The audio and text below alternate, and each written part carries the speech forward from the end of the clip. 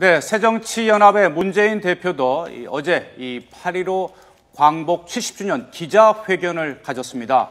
이 자리에서 이 남북관계가 개선되려면 경제협력을 강화해야 한다고 강조하면서 5.24 조치 해제를 여야 대표가 공동으로 이 대통령에 건의하자고 이렇게 제안을 했는데요.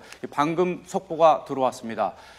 이 새누리당의 김무성 대표는 5.24 조치 해제 건의는 지금 시기적으로 부적절하다라고 이렇게 밝혔습니다. 이 폭침으로 사망한 천안함 해군 장병을 생각해서도 이런 제안을 하는 것은 지금 적절치 않다고 이렇게 공식적으로 의견을 내놓았습니다. 이 문제 짚어보도록 하겠습니다. 네. 자, 먼저 김조한 기자.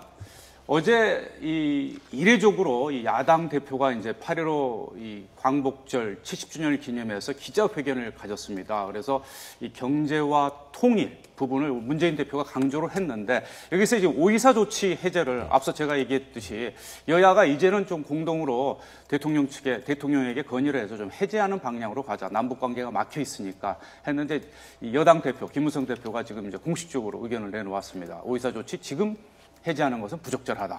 이게 좀 논란이 될 것 같아요. 어제 문재인 대표에 보면은 이제 남북 경제 협력과 굉장히 이제 모양새는 좋죠.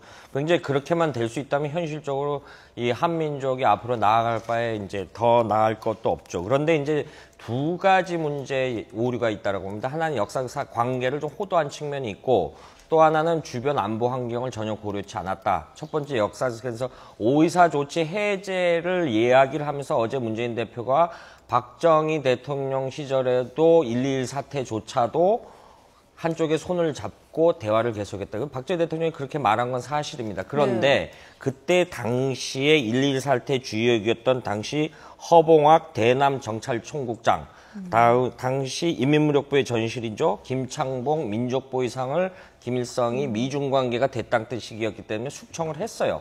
그리고 이 부분에 대해서 비공식으로 사과를 했어요, 당시에. 그리고 1.21 사태는 2002년 5월 박근혜 의원이 방북했을 때 김정일 위원장이 당시 또 사과를 했습니다. 그런데 5.24 조치가 천안함 폭침 이후 발생했거든요. 북한이 박왕자 씨 피살 사건이라든가 연평도론 어떤 공식 비공식이건 이 부분에 대해서 사과를 하나도 안 합니다. 그런데 그때 숨지거나 실종된 젊은이들이 과연 내 가족이고 내 아들이고 내 동생이라고 하면은 야당이 저렇게 쉽게 5.24 조치를 내놓을 수 있을까요? 그거는 조금 좀 뭔가 2%가 부족했다 이렇게 평가할 수 있을 것 같습니다. 그리고 또 한 가지 이제 속보가 문재인 대표가 오늘 회의에서 한 발언인데요. 박 대통령이 중국 전승절에 참석해야 한다 이런 발언이 나왔습니다. 전승절 참석 쪽으로 좀 가닥이 잡혀가는 분위기였지 않습니까? 그렇습니다. 아마 지금 처음에 이 문제에 놓고 상당히 어떤 미국의 입장을 고려해야 되지 않느냐라고 하면서 특히 일본발 기사가 나왔었죠.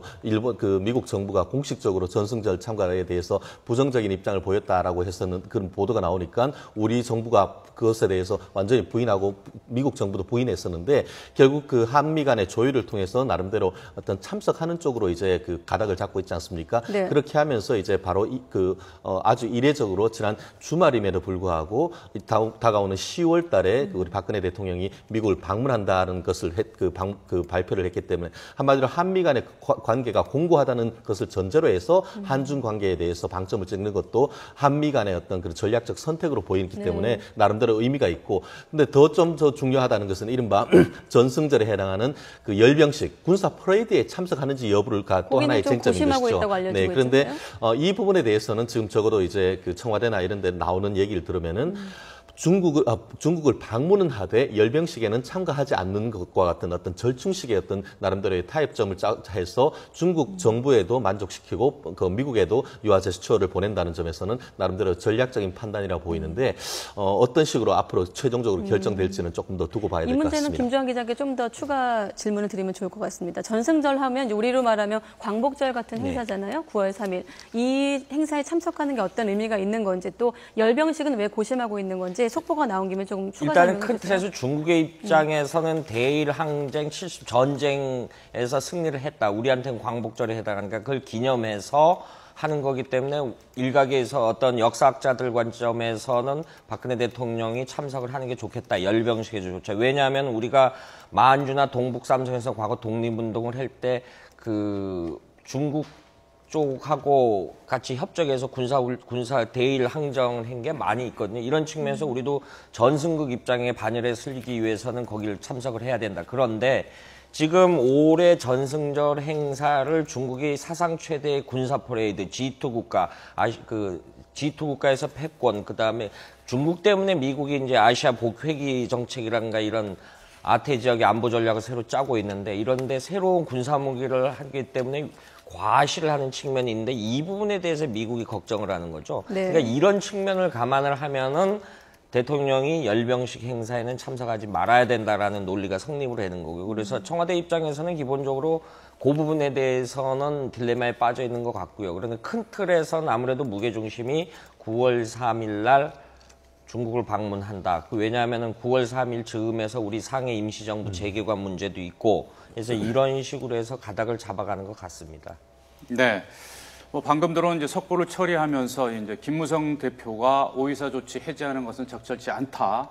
문재인 대표가 이 8.15 경축 기자간담회에서 밝혔던 내용에 대해서 좀 반대 의견을 내놨고요. 또 문재인 대표는 다음 달 3일 중국 이 전승절에 이 박근혜 대통령이 참석하는 것이 적절한 것 같다 이렇게 얘기를 했는데 이제 열병식 참석 여부는 또 청와대에서 이제 네. 고민을 하고 있고 또 어떻게 될지 이제 지켜봐야 될 대목인데요.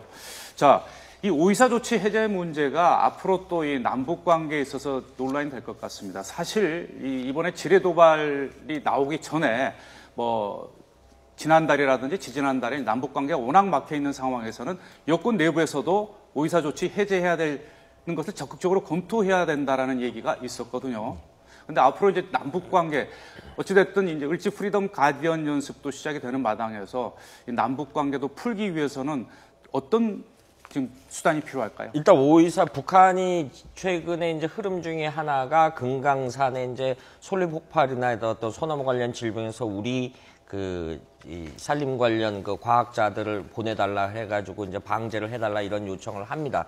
이런 요청을 하면서 굉장히 그 본인들이 필요로 하는 건 다 요구를 하고 있죠. 우리도 인도주의 사업에는 언제든지 제공해줄 용의가 있다. 그런데 이것이 정부 당국자에 비해서 언제든지 오이사 조치 문제도 우리 통일부 홍영표 장관이 장소, 시간, 북한이 원하는 데에서 불러서 만나서 일단 의제에 불문하고 만나겠다라고 몇 번 메시지를 보냈는데 이런 부분에 대해서 이런 방구 언급이 없어요. 언급이 없는 채 어떤 자기들이 주체적인 거는 그러니까 기본적으로 앞서 말씀드린 오이사 조치 부분에 있어서 비공식이라도 과거 행태라도 유감이다. 제3의 ARF라든가 만나든가 이런 형식의 메시지만 전하면 얼마든지 우리가 풀 수 있는 고리가 생기는 거죠. 그런데 북한은 이 부분에 대해서는 전혀 언급이 없이 자기들이 필요로 하는 건 또 다 요구를 하거든요. 우리가 물론 인도주의적인 측면은 이제 제공하고 이번에 우리가 과거에 계속 했었습니다. 우리말 결의 사전 공동 편찬 문제라든가 이걸 계속 이어졌는데